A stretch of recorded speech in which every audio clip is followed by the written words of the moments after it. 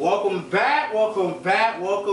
Another day, another dollar, another food for thought episode sponsored by Culinary Trapping. We already in the process right now, but today we got a very special guest. I'm gonna call you Sir Michael.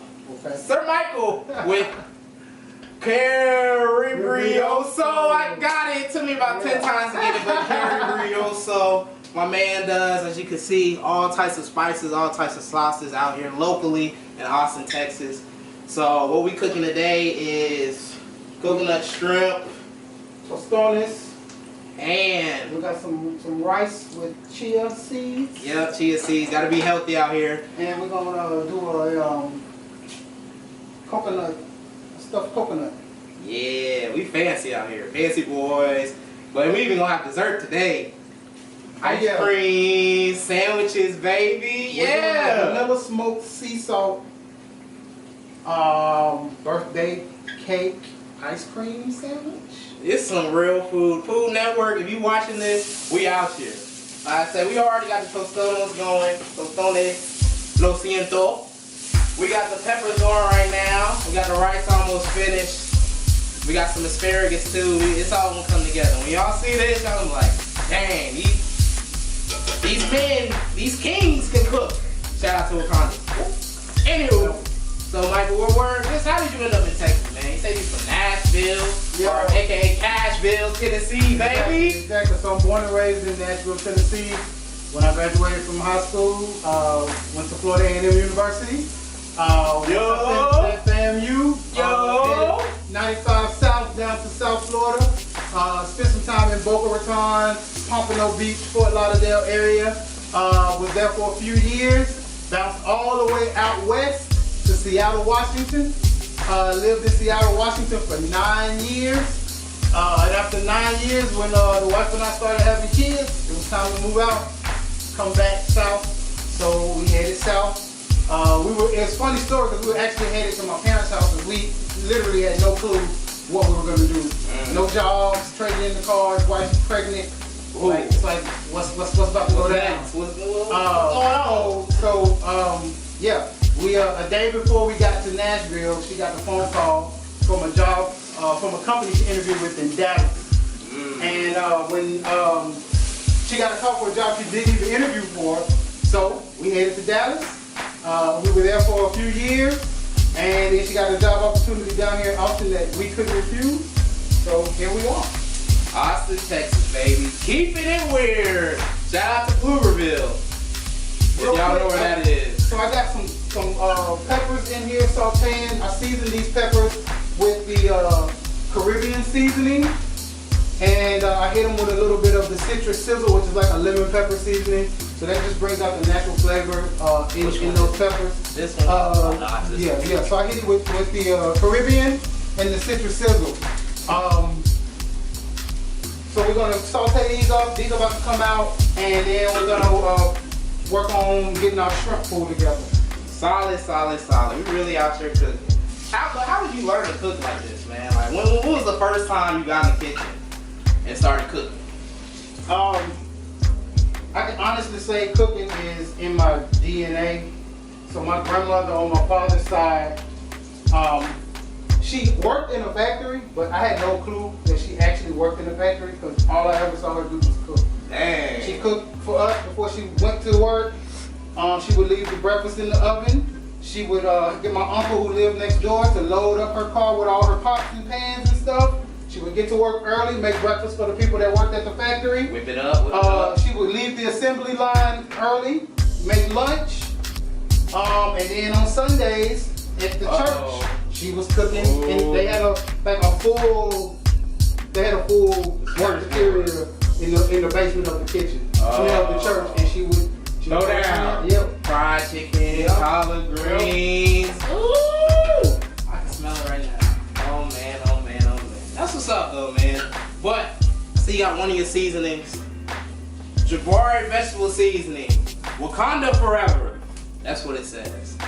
So what does that mean? What was the inspiration for that? Well, obviously the inspiration for that is going to be the Black Panther movie. I saw the movie several times. And I thought to myself,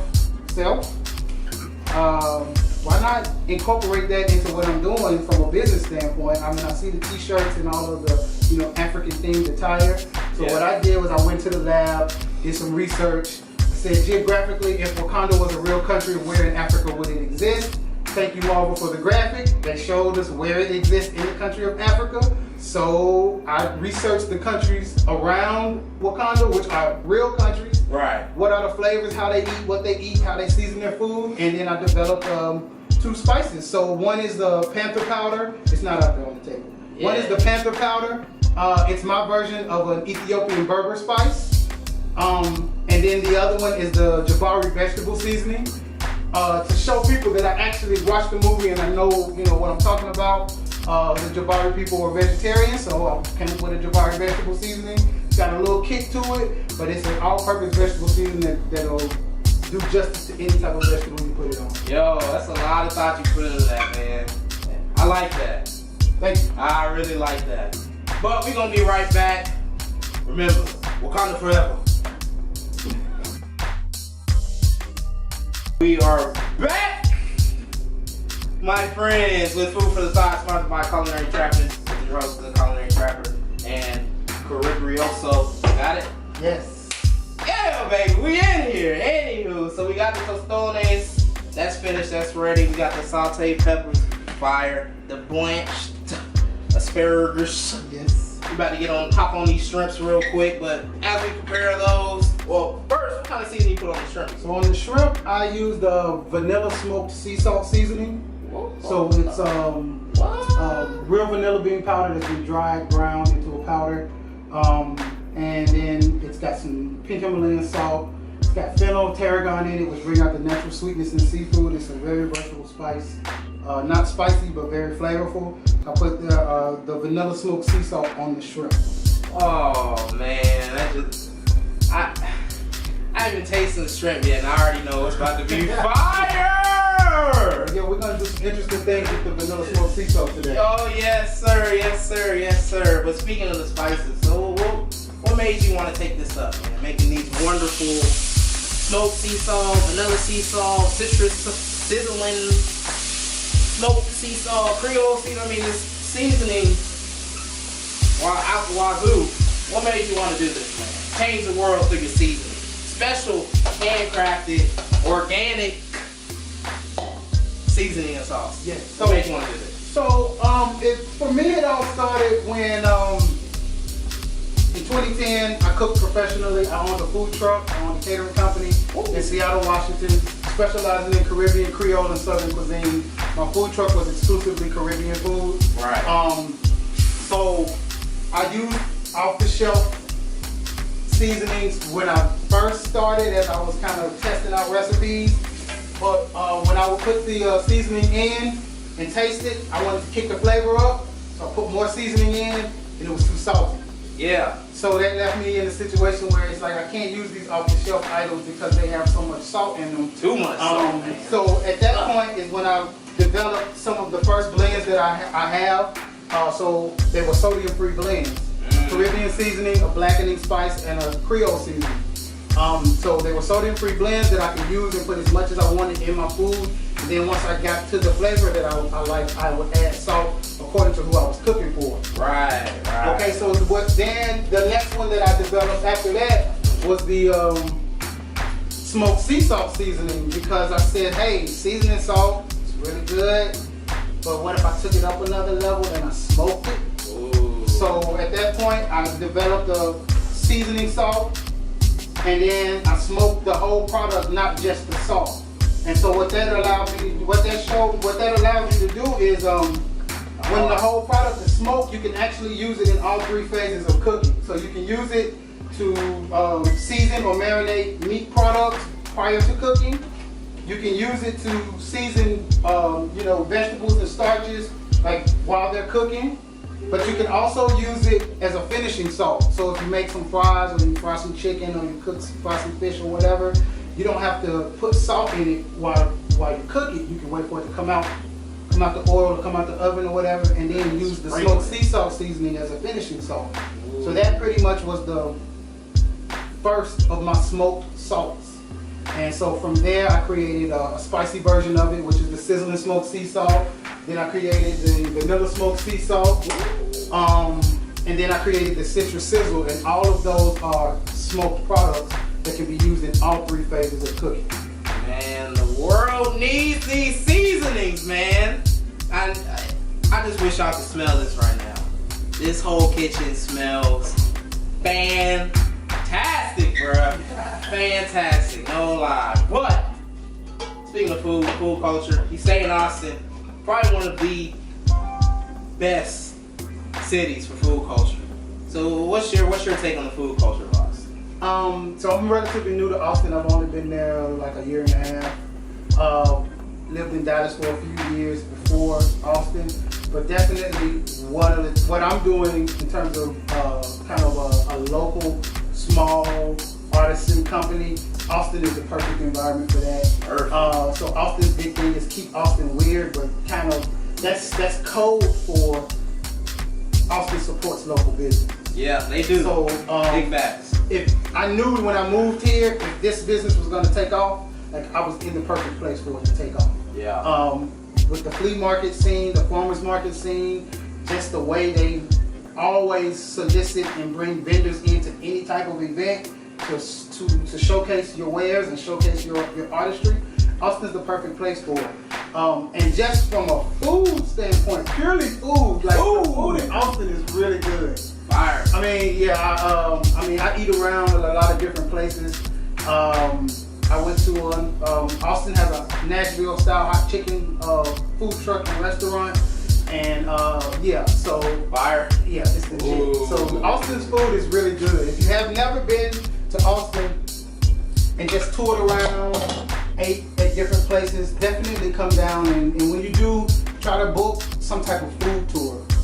My wife and I recently did a food tour in Austin. It was actually a food truck tour. So they take you around all these different food trucks and like everything's already paid for in the price of admission. So when you're on the tour, you get to taste and you really get to see what people are doing in Austin. It's great. So the Nashville food place, what's it called? Tumble 22. Tumble 22. All right. They've got a food truck in downtown Austin, and then they've got they have a restaurant in like North Austin. And if you go, they have like 5 different heat levels on the menu. Start in the middle. Anything lower than the middle of the road heat level, you might as well go to like Popeyes or KFC and just get some spicy chicken. But if you really want the Nashville hot chicken experience, start in the middle, and then if you really like spicy food, you can work your way up. But that's going to show you what Nashville hot chicken is. You said Tumble 22. Tumble 22, right? So, yeah, Tumble 22. You can invite anybody, dead or alive, to eat dinner with you. Tumble 22. Who are you going to invite, man? And why?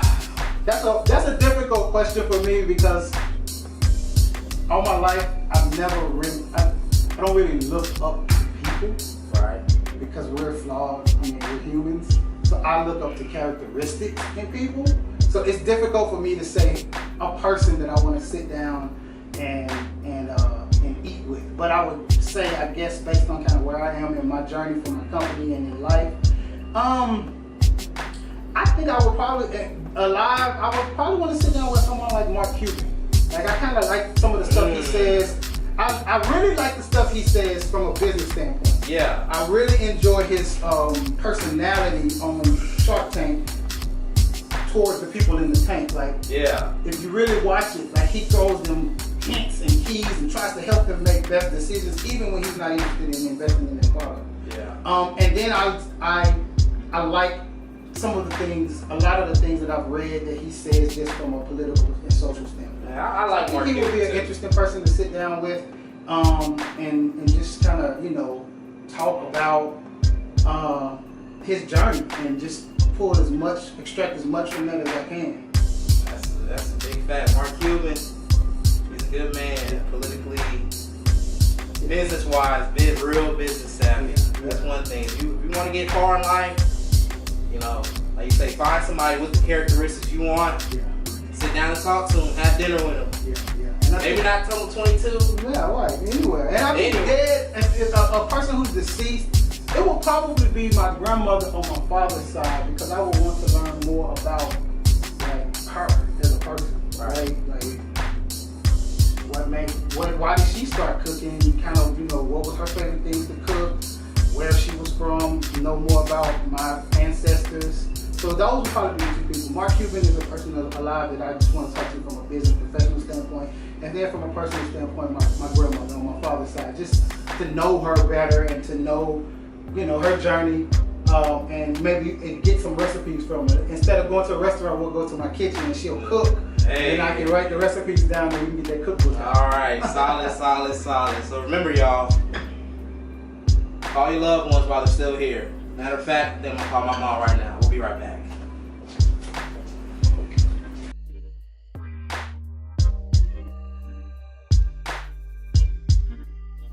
And we're back. We back with Food for the Thought with Caribreoso. Still messing it up. God dang, man. So anyway, we gonna put everything together for y'all. While we putting it together, we gonna get deep. So one time, real deep, just like the bowl, we gonna get deep. So real quick, just let them know how we're gonna put it together, and then we can get into it. All right, so we got the rice and the chia seeds. That's gonna be at the bottom. We're gonna throw the vegetables on top. Throw shrimp on top of that. Put a little toasted coconut. We toasted it real quick in the oil, so a little crunch. And then we gonna put the little asparagus in there and it'll be like little trees. Yeah, and then we put together a real quick sauce. Real quick. So we use the Basa Barbados barbecue sauce. It's a tamarind-based barbecue sauce that you can buy off of Caribreoso.us. Yes, sir. And then we mix that with some sriracha mayo. So we got a nice little finishing sauce that we're gonna drizzle on top. It's kind of like, think of tartar sauce jacked up to like level 10. Flavorful. But let's talk about Austin. So you've been there, you said about a year, right? About a year and a half, yeah. So specifically, I don't know if a lot of y'all know, East Austin used to be predominantly black. Right now, it's a whole lot of gentrification going on in East Austin. You go out there, you got these new $1 million homes, new little fancy coffee shops, stuff that I'm not going to say who goes there, but they're there now. So what's your take on the gentrification that's going on in Austin, man? Okay, so before I say my take on it, just a little background on me so that it frames my response. Okay. So my mother is a real estate agent. She was a real estate agent all my life in Nashville, Tennessee. Right. My father works in contractor sales pretty much all my life with Georgia Pacific and other major companies.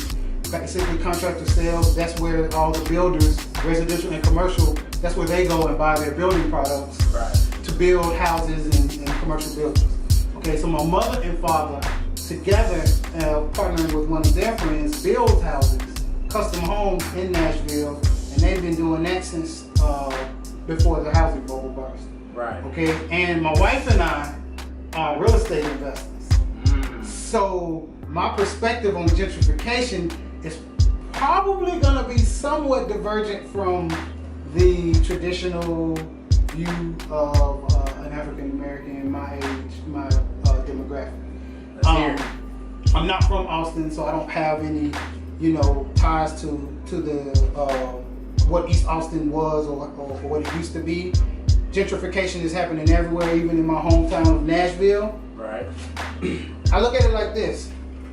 Okay, so we went to the grocery store and we bought all of these ingredients, right? And we brought it here and we did something with this stuff that other people can't do, right? Big fact. Now, if the grocery store finds out that we're doing this and we're selling this food at, let's just say $10 a plate, the grocery store then have a right to come back to us and say, oh, well, since you're making money off of this, I'm gonna sell this to you at a higher price just because you're making more money off of it? So that's kind of how I look at gentrification. I mean, I've knocked on people's doors and asked them if they want to sell their house. Right. I've knocked on people's doors and said, hey, you're about to get you're about to get foreclosed on, and your house is going to get auctioned off at the beginning of the next month. And you have a plan or a strategy to avoid that, to keep that from happening. Because foreclosure is not the end, it's the beginning of a 10-year uphill battle. Yeah. Right? So I've explained these things to people. I've sat in people's living rooms. I know I've seen people get conned.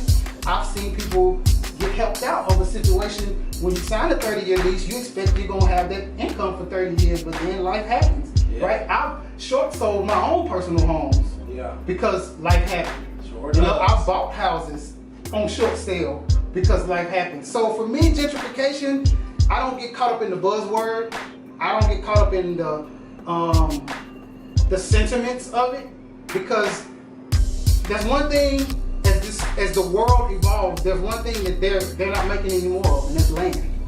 You Yeah. can't get, there is no more land. You got what you got. Yeah. Like they say with kids, you get what you get and you don't pitch a fit. Like, this is all the land that we got on this earth.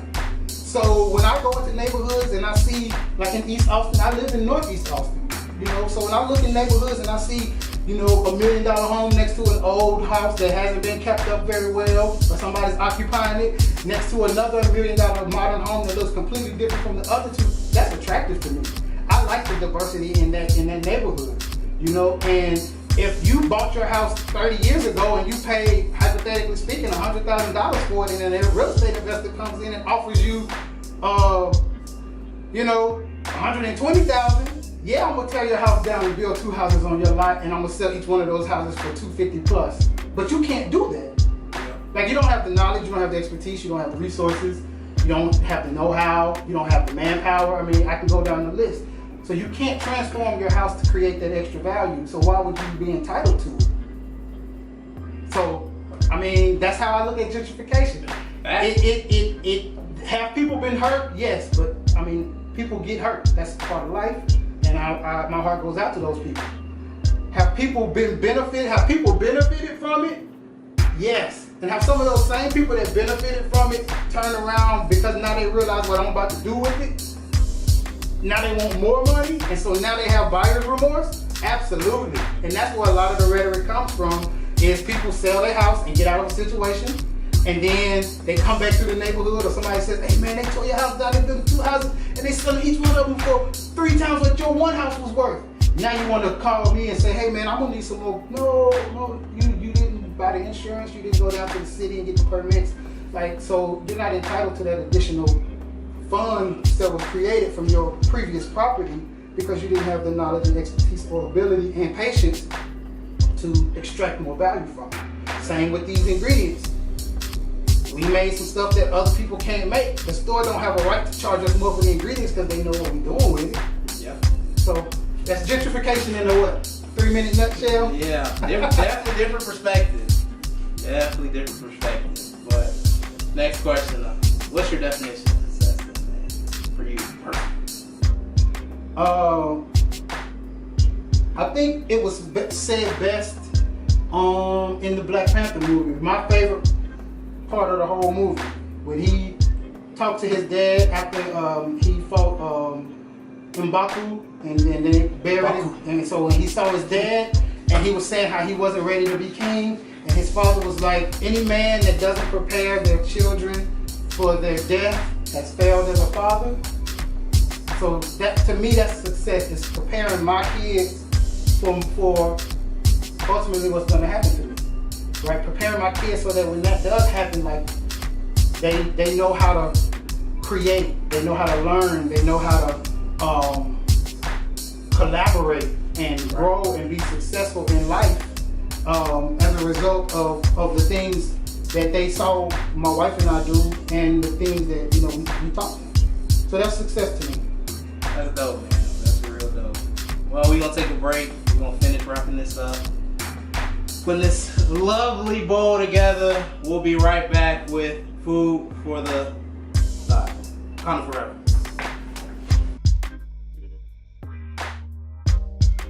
And we're back with food for the thought. Culinary Trapping with Caribreoso. Yeah. I got it the last time, baby. We live. So as you can see, we got everything plated. It looks amazing. We even got the ice cream sandwiches. Right. What'd you do with the cookies again, man? So this is chocolate chip cookie that's sprinkled with the vanilla smoked sea salt seasoning just before you bake it. Pro tip on baking your cookies: If you bake it, whatever the amount of time you want to bake the cookie, 14 minutes, 15 minutes, whatever that is, cut that time in half, set your timer. Halfway through, or when the timer goes off, you want to rotate your cookies completely. That way you get even cooking on all sides and you don't have any burn spots or crunchy spots and soft spots. So that's what we did with this. We sprinkled it with the vanilla smoked sea salt, cut them out into circles, put in some Bluebell bronze cake ice cream. And we got a nice little ice cream sandwich, vanilla smoked sea salt chocolate chip cookie ice cream sandwich. We need to get a fork in this place so we can get my man Jeremy to try the, what do we call this? Caribreoso creation? Caribreoso coconut creation! Yes. Because this is the money shot right here. Where you get to taste.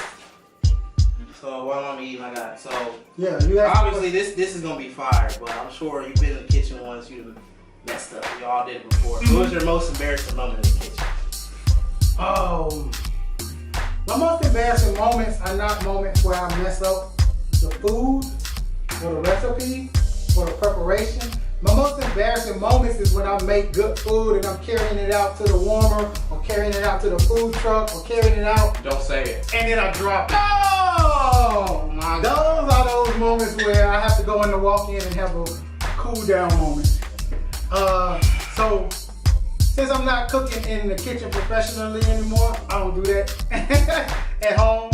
So my embarrassing moments are few and far between. This is fire, bro. This is fire. And we finished this with a little sauce that we made with the sriracha mayo and the Basa Barbados barbecue sauce. It's kind of like I said, tartar sauce kicked up to level 10. Goes good on the tostones and it goes good on the shrimp bowl. My man's gonna finish it all by himself. I'm gonna just by myself. But so we gonna wrap this thing up. Okay. So Caribreoso, what does the future look like for you and your company? What can we look forward to as all the people out here? Short term, more exposure. I want the brand, the products. You just be seeing it more on Facebook, more on Instagram. Build the brand. Building the brand up, letting people know that I exist, and that we're doing some real stuff down here in Central Texas.